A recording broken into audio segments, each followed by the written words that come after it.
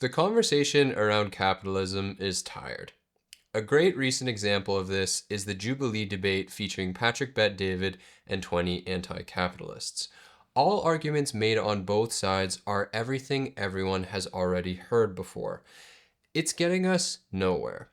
That's why I want to contribute something new to the conversation. Here's my point of view. Anti-capitalism is a non-starter. Pro-capitalism is also a non-starter. Post-capitalism is the real conversation, in my opinion. What is post-capitalism? Well, it's potentially the most important idea you've never heard of, and today I'd like to tell you about it. But before we get into it, I just want to say that I've been a bit sick for the past few days, so this isn't going to be like my usual couple of videos I've made for the Out of Office series thus far, but I still wanted to show up for you guys this week, and so I hope you don't mind hanging out with me in this simple format. While being stuck in bed, I ended up writing an essay on my Substack about post-capitalism, which is going to form the basis of what I have to say today. First, I'd like to start with a few words about my Out of Office show.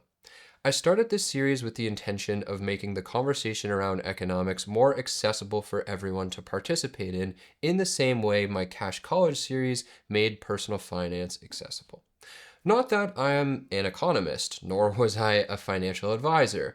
I merely studied these topics on my own and made them accessible to myself and hopefully you by extension. And of course, without credentials on these topics, who am I to speak about them? Well, first of all, I think traditional credentialism is failing us in this moment of time. Secondly, shouldn't real-world outcomes be the true test of knowledge? I used what I taught myself about personal finance to gain financial independence. And I used what I taught myself about economics to be able to accurately forecast events and make profitable trades as a result, even if or perhaps because my economic views are pretty heterodox. All of this is to say that I may not have traditional academic credentials, but I think I do have practical ones. So, now turning my attention to economics, the starting point for my Out of Office series was the question of why does it seem like work doesn't work anymore? Work is something that we spend the majority of our day, the majority of the days of the week, the majority of our adult lives doing. And for a brief window of time during the golden era of capitalism following World War II, it seemed like we received a fair reward for giving our lives to society in this way. That doesn't appear to be the case anymore. The first episode ended up going somewhat viral immediately, confirming that this is a sentiment many people feel and a conversation that is worth having. The second episode began touching on an important nuance that unfortunately seems to break people's brains these days, and that's the idea that two contradictory facts can coexist with one another. Moreover, the idea that the deeper truth is often the very tension between those contradictions, and this tension reveals the greater directionality of the future. I think this is a good jumping off point for the idea of post-capitalism. At the present, you have people largely divided into two broad camps with a middle ground in between of people who are lukewarm either way. So you have pro-capitalists and you have anti-capitalists. While they're too busy fighting one another, what either side fails to see is that they are both generally correct in their main assessments. For instance, let's consider what capitalism is at a high level. Capitalism is a neutral, meritocratic, decentralized, and democratic system. Its primary function is to allocate the capital of society to those deemed most effective at wielding it. Some of you might question the neutral part of my statement, right? And point out the countless interventions made by elite entities who are either state or corporate that put their thumb on the scale of the economic system in various ways. I would argue that this actually has nothing to do with the raw system of capitalism. This has everything to do with the manipulation of it. And many of these interventions are in direct contradiction to the foundational principles of the capitalist system, which has neutrality as a core component of its construction, in stark contrast to other economic systems which are even more easy manipulatable and subject to extreme human bias. Under capitalism, the allocation of capital is determined by the collective will of the people in a decentralized and democratic way. In fact, it is a direct democracy in some sense. How? Well, we collectively vote with our dollars in the marketplace of goods and services. That in turn causes companies to accrue revenues, which in turn creates shareholder equity. In the case of publicly traded companies, this equity is valued in a secondary decentralized direct democracy via the stock market. Of course, not everyone has equal dollars to vote with, so it is definitely a weighted democracy, but a democracy nonetheless, and a direct one as opposed to a representative one. Many people harbor intense hatred for someone like Elon Musk and yet also see themselves as staunch supporters of democracy. Well, two direct democracies have voted that Tesla should earn about $100 billion per year and that Elon's ownership interest should be worth about $150 billion. Saying that Elon should not be as wealthy as he is not just anti-capitalist, it's anti-democratic, which means that in some sense, this view is pro-authoritarian. Now, I have a feeling some people may disagree with a lot of what I've just said. So I've added some additional footnotes in the description to defend my argument. I don't want to bog down the flow of this video by getting into the weeds here. Now, here's the thing. I think what most people believe they dislike about capitalism actually has nothing to do with capitalism itself, but rather the basis of history that preceded it and set the conditions of the game board. Because while capitalism in a vacuum may be neutral, the history preceding it was, of course, not neutral. Human history is mostly violent subjugation of at least 90% of a civilization's population, as discussed in my last Substack essay. But what's unique about this moment, which some have called the end of history, is that the cycle of conquest appears to have at least been temporarily halted, ending with the colonization of the New World and subsequent world wars. But that is obviously not true.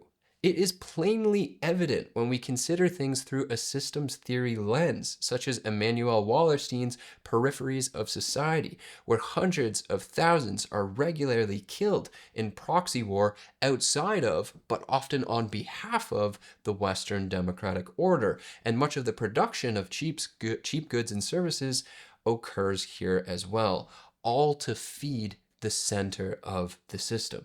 So the subjugation still happens, it's just exported to the rest of the world. Nonetheless, even if it were true that this is the end of history and capitalism is the final economic system, it does not invalidate the point that capitalism as a neutral system sits atop a non-neutral base. The losers of the last major conflict, or main subjects of subjugation, are starting the game of capitalism in a far worse position than the winners. Thus, even though the game rules are relatively fair, the gameplay is obviously unfair when players start with completely different conditions outside of normal variances between human beings. All of the prominent societal issues we see today spring forth from the tension between these two general facts. On the one hand, capitalism is the most effective, fair, and peaceful system thus devised to distribute the means of production in society. But it is a game which is played upon a game board with players starting in completely different places from one another. I believe our inability to resolve some of the most difficult issues of our times stems in part because of our unwillingness to be able to hold these two contradictory ideas in our heads at the same time. If we cannot understand and articulate the opposing side to an argument, how can we ourselves have such a strong view on something? We must be able to speak about the history preceding capitalism and the effects it has on its deployment while being recognized to not be attacking or attempting to dismantle capitalism itself. Because it's actually not necessary. Capitalism will dismantle itself on its own. Capitalism contains inherent contradictions within itself that both act as virtue and vice. And as Marx correctly pointed out, it will be its eventual natural undoing. It was never meant to be the end of history.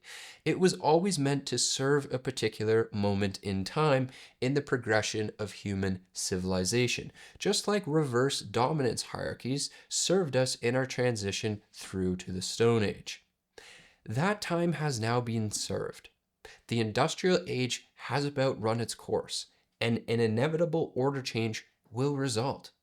For instance, as I've made a central point of the series so far, the phenomenon of R greater than G, which is not unique to capitalism, it just finds its most obvious expression here, is simultaneously what incentivizes capital to seek risk, to build civilization and create prosperity, but it is also what causes class divergences to reach escape velocity to the point where a permanent underclass is firmly rendered economically dependent, as is the norm throughout most of history.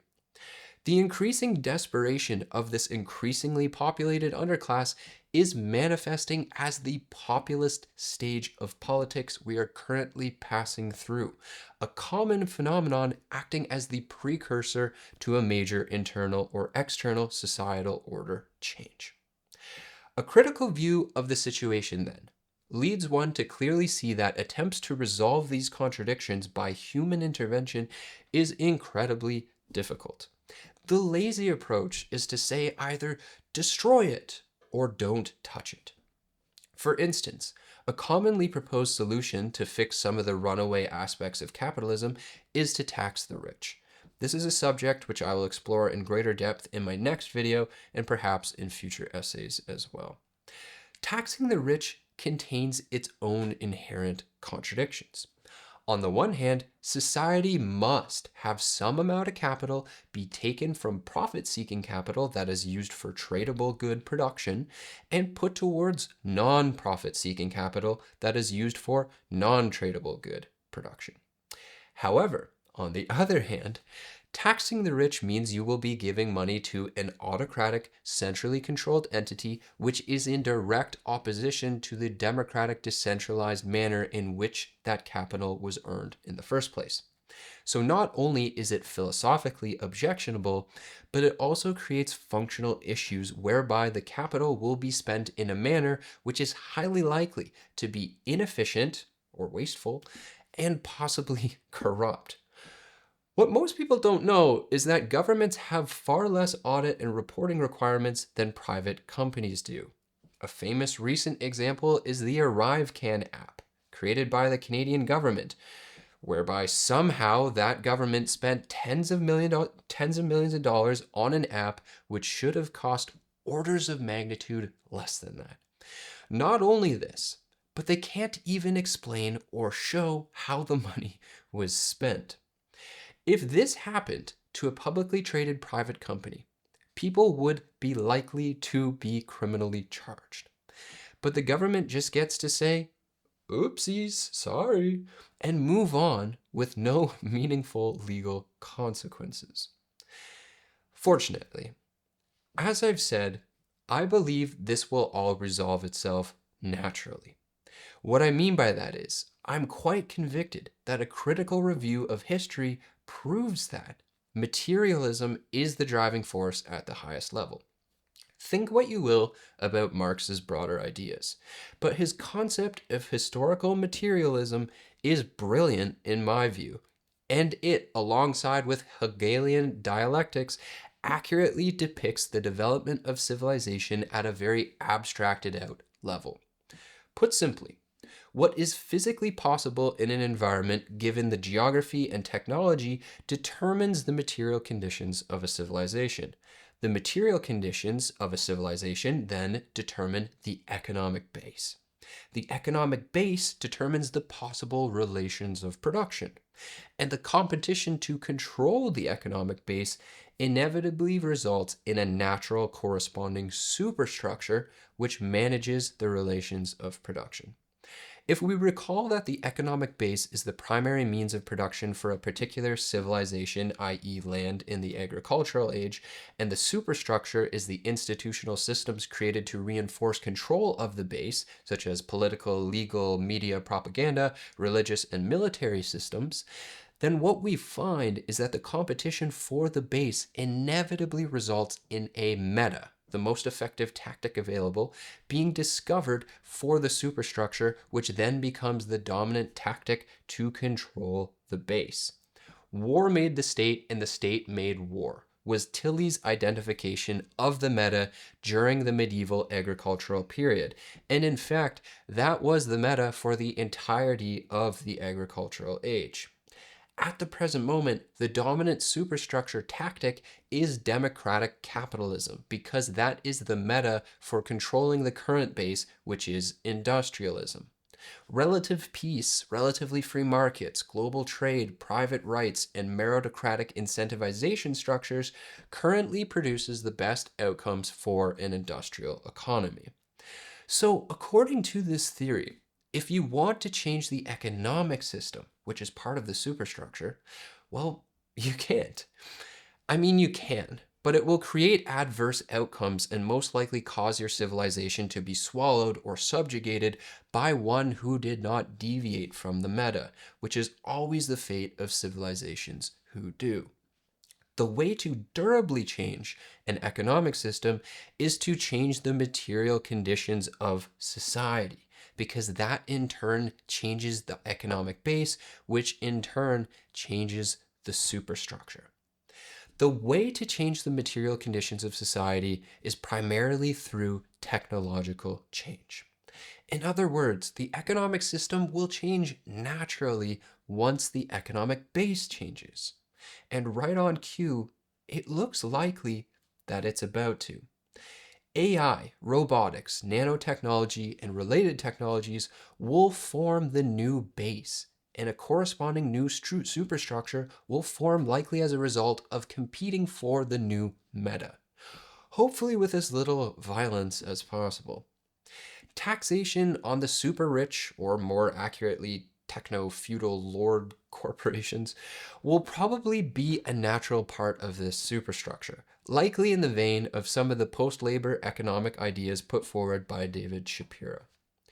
It is possible that the lines between state and private businesses become quite blurred, and so the line between corporate profits and tax dollars, if a technological republic is the direction we're headed in, per Alex Karp, every day this looks a lot more likely.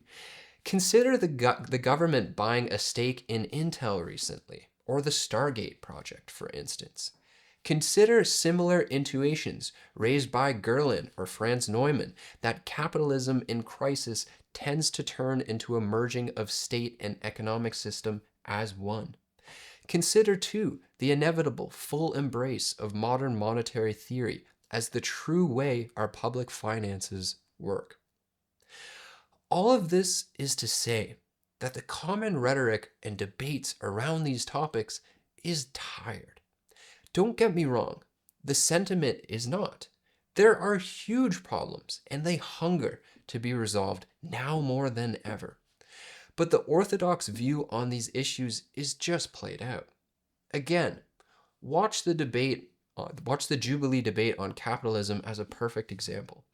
Everyone's heard this already on both sides, and it's getting us nowhere. It's time for a new opportunity for heterodox interdisciplinary thinkers to tackle these issues with a clean slate. We need to relook at history and related subjects from fundamental first principles once again, instead of incrementally arguing over inches of what is now the relics of a passing era. It's time for the generalists to shine. It's time for the concept of holism to shine. The Frankfurt School was perhaps the last attempt at this in the 20th century, and they correctly forecasted much of what is playing out in the 21st century now. I see similar thinkers emerging now again as if to answer the call. Anti-capitalism is a non-starter. Pro-capitalism is a non-starter. Post-capitalism is the conversation. It's a conversation I want to be a part of, and I hope you do